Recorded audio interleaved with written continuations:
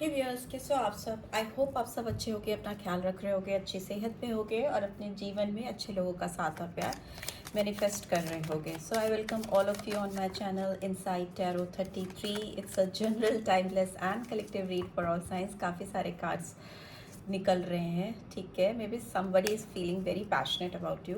सो आज की रीड में जानेंगे, जिस किसी पर्सन से आप नो कॉन्टैक्ट सिचुएशन पे हो, ये पर्सन आपको लेकर इस समय जब आप इस रीड को देख रहे हो क्या फील कर रहे हैं। मेक द एफर्ट का कार्ड आया। मे बी हो सकता है ये पर्सन इस कनेक्शन पे काम करना चाहते हैं, किसी तरह से आपसे कनेक्टेड होना चाहते हैं, जुड़ना चाहते हैं। इस तरह की एनर्जी निकल के आ रही है।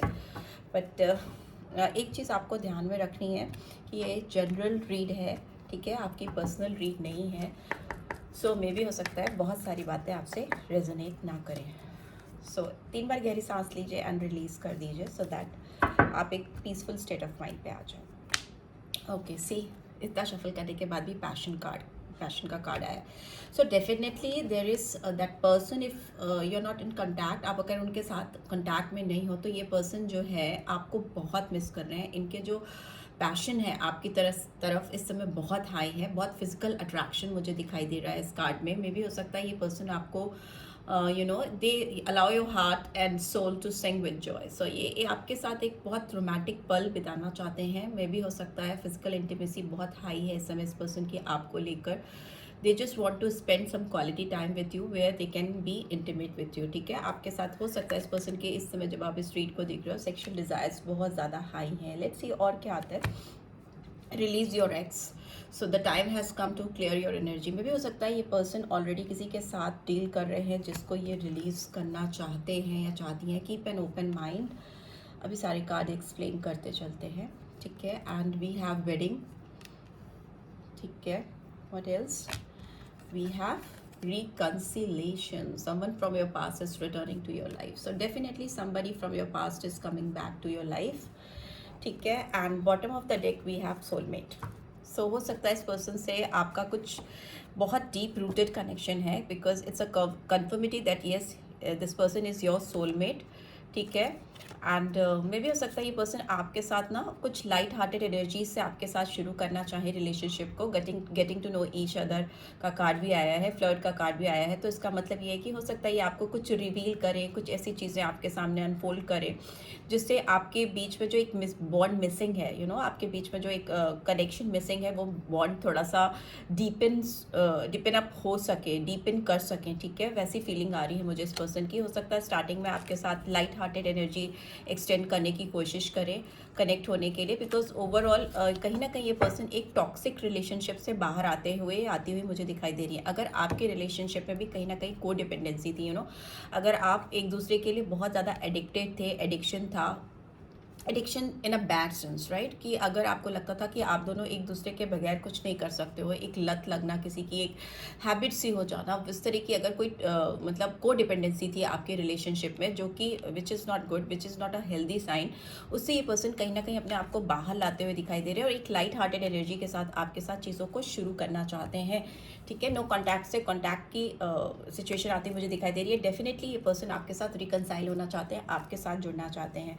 सो जहाँ तक मुझे दिखाई दे रहा है यहाँ पे ये पर्सन आपको लेकर इस समय इतना ज़्यादा पैशनेट फील कर रहे हैं। इनके अंदर आपको पाने की चाह इस समय इतनी बढ़ चुकी है कि इनको लग रहा है कि वो समय इनकी ज़िंदगी में आ गया है कि इनको अपनी लाइफ में स्पेस क्रिएट करने की ज़रूरत है। कोई ऐसी एनर्जी है जो इनके साथ इनको मैचअप नहीं कर पा रही है, जिसके साथ ये कॉपअप नहीं कर पा रही हैं या कर पा रहे हैं, उसको रिलीज़ करने का इन्होंने कहीं ना कहीं मन बना लिया है, ठीक है। उनको लग रहा है कि इनको खुले तौर से, खुले दिमाग से काम लेने की ज़रूरत है। इनकी लाइफ में इनकी सोलमेट की जगह तभी बनेगी, तभी वो स्पेस ऑक्यूपाई होगी जब वो पहले वो स्पेस वेकेंट होगी, ठीक है। तो ये किसी की जगह खाली करना चाहती हैं या चाहते हैं, सो दैट ये अपने सोलमेट को अपनी लाइफ में पा सके।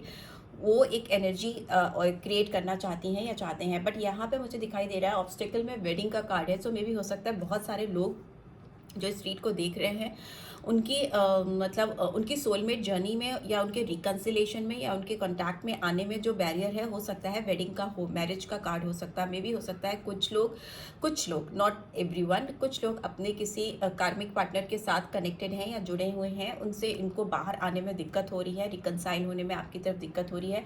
या मे भी हो सकता है मेरे जो व्यूअर्स हैं, if you are not dealing with some married person, so हो सकता है आप इस पर्सन से जब भी मिलते हो या मे बी आपके बीच में जो इश्यूज़ हुए या आपके बीच में जो डिस्टेंस हुआ या आप नो कॉन्टैक्ट सिचुएशन में गए, तो मे बी आप कमिटमेंट चाहते थे इस पर्सन से, वेडिंग चाहते थे, शादी करना चाहते थे, और वो शायद आपको वो स्ट्रॉन्ग कमिटमेंट नहीं दे पा रहे थे शादी के लिए। शायद ये पर्सन आपको हाँ नहीं कर रहे थे, मे भी हो सकता है कमिटमेंट फोबिया हो, या मे बी उस समय उनके हालात वैसे थे कि वो आपको वेडिंग के लिए हाँ नहीं कर पा रहे थे। बट अभी ये पर्सन दिलो जान से इस रिलेशनशिप पे काम करना चाहते हैं, रिकन्सिलेशन का कार्ड है। तो डेफिनेटली आपके पास से ये पर्सन आपकी ज़िंदगी में आना चाहेंगी या चाहेंगे, और उसके लिए वो अपनी लाइफ में वो एनर्जी क्रिएट कर रहे हैं, वो स्पेस क्रिएट कर रहे हैं, so that they can get you back in their life. Let's see और टैरो के थ्रू क्या निकल के आ रहा है। ये पैशन का कार्ड क्यों आया है यहाँ पे, प्लीज डिफाइन राइट करें। ओके, पैशन का कार्ड आया है। मे भी हो सकता है इस पर्सन को इस समय जब भी आप देख रहे हो इस रीड को, हो सकता है सोते जागते इस पर्सन को आपके बहुत ज़्यादा ख्याल आ रहे हैं, और इनको अपने आसपास, if they are not married, जो भी लोग हैं, जैसी भी एनर्जी है, वाइब्रेशंस हैं, इनको उससे ना डिस्ट्रैक्शन हो रहा है। इनको लग रहा है कि इनको खाली होने की ज़रूरत है, मतलब इनके आसपास का जो ऑरा है उसको क्लीन करने की ज़रूरत है, क्लिनजिंग इनको चाहिए, सो दैट वो आपको अपनी लाइफ में पा सकें। रीबर्थ का कार्ड यहाँ पे मुझे दिखाई दिया, but let me ask question first, please divine right करें। यहाँ पे पैशन का कार्ड क्यों आया है? ओके, 3 कार्ड्स गिरे हैं, but we will take that. Integration का कार्ड है, येन एंड यांग का कार्ड है। ये अपने आप को आपसे डिस्कनेक्ट नहीं रख सकते बहुत लंबे समय तक, ये क्लियरली दिखाता है।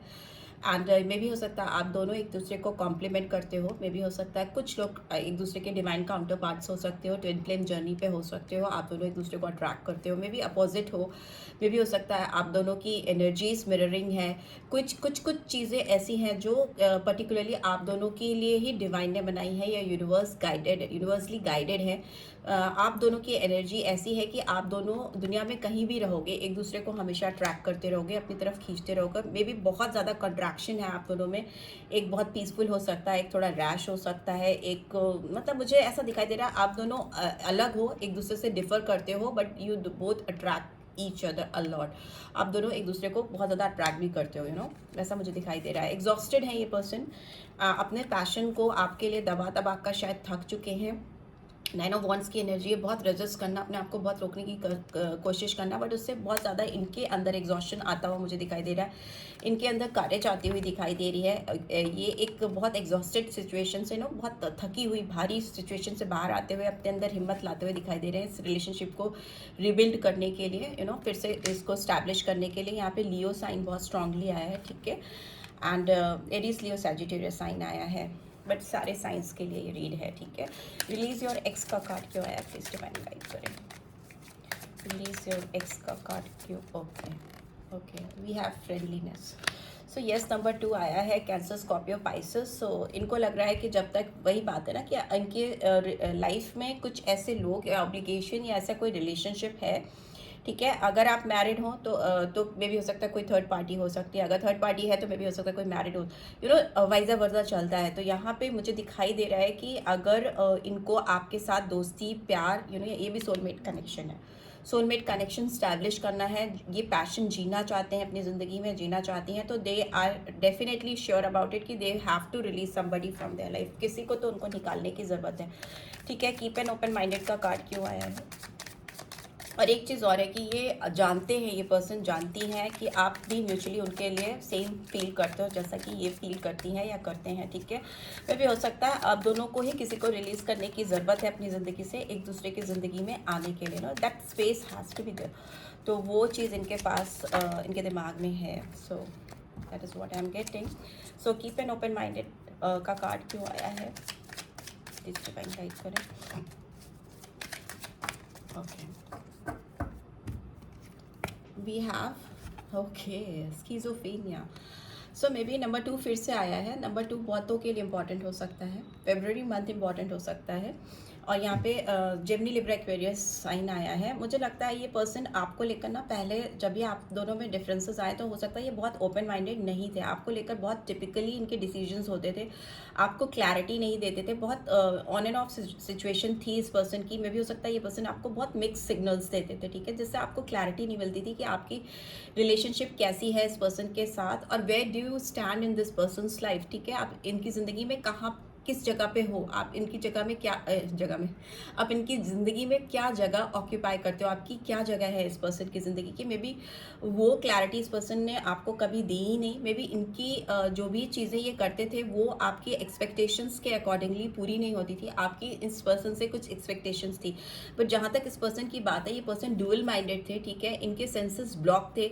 और मे बी ये एक दिन आपके साथ हो सकता है बहुत फ्रेंडली पेश आते थे, बहुत प्यार से पेश आते थे, मे बी नेक्स्ट डे आपके साथ बहुत रूडली एग्रेसिवली पेश आते थे, क्योंकि इसमें इनकी सिचुएशन ही कुछ ऐसी थी उस समय, हालात ही ऐसे थे कि इनकी दिमागी हालत उस समय बहुत स्टेबल नहीं थी। तो ऑन एंड ऑफ सिचुएशन मुझे लग रही है, डुअल माइंडेड लग रहे हैं, बहुत ज़्यादा उलझे हुए सुलझे हुए नहीं दिखाई दे रही हैं या दे रहे हैं, ठीक है।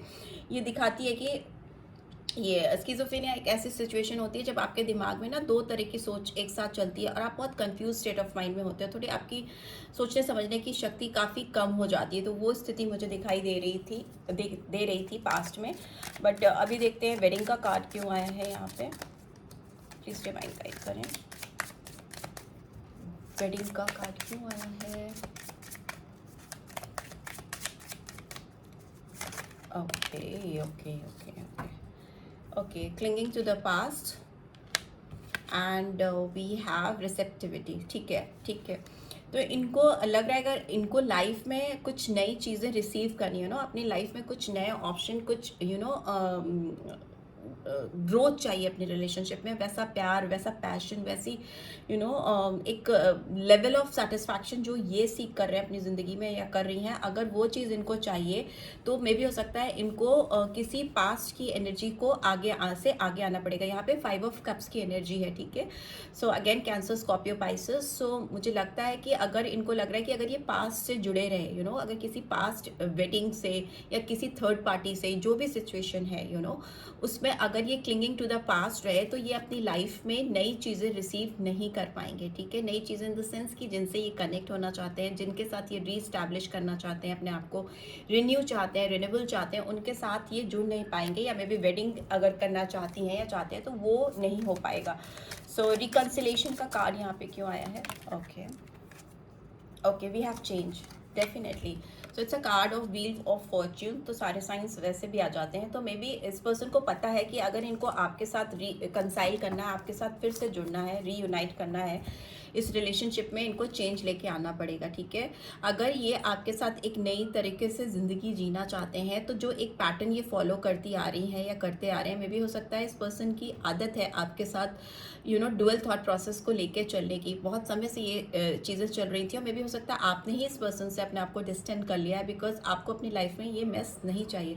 तो ये पर्सन कहीं ना कहीं इस स्थिति पे है कि इनको समझ में आ चुका है कि वो चेंज, जो चेंज आप चाहते हो इनके अंदर देखना, वो चेंज इनको अपने अंदर लाना पड़ेगा, तभी वो इस रिलेशनशिप में काम कर सकते हैं, तभी वो आपके साथ जुड़ सकते हैं, तभी वो अपने पैशंस को आपके साथ जो भी इनके डिज़ायर्स हैं उनको फुलफिल कर सकते हैं।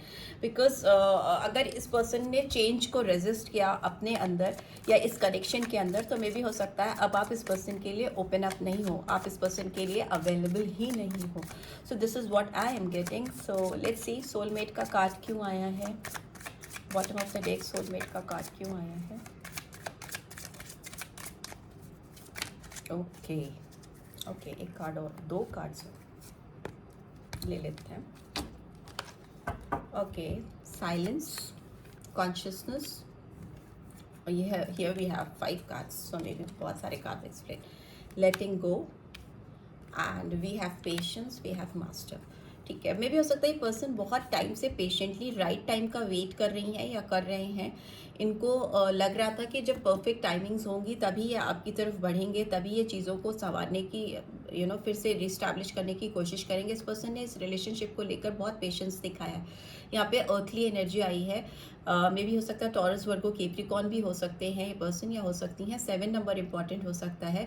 यहाँ पे मुझे दिख रहा है कि इस पर्सन ने इस रिलेशनशिप में जो भी इन्वेस्टमेंट किए हैं आपके साथ पास्ट में, उसके बाद इस पर्सन को कहीं ना कहीं बहुत कॉन्फिडेंस है कि ये इस रिलेशनशिप को वापस से पा सकती हैं या पा सकते हैं, और patiently they are waiting for the perfect timings, और उसके लिए ये एफर्ट्स डालेंगे ही डालेंगे। कॉन्शियसनेस का कार्ड आया है, बुद्धा का कार्ड आया है, तो ये बहुत डीपली अपने अंदर झांकते हुए समझते हुए दिखाई दे रहे हैं। इनको मालूम है शायद कि आपको इनसे क्या चाहिए, क्योंकि यहाँ पे मुझे ब्लॉकेजेस में वेडिंग का कार्ड दिखाई दे रहा है।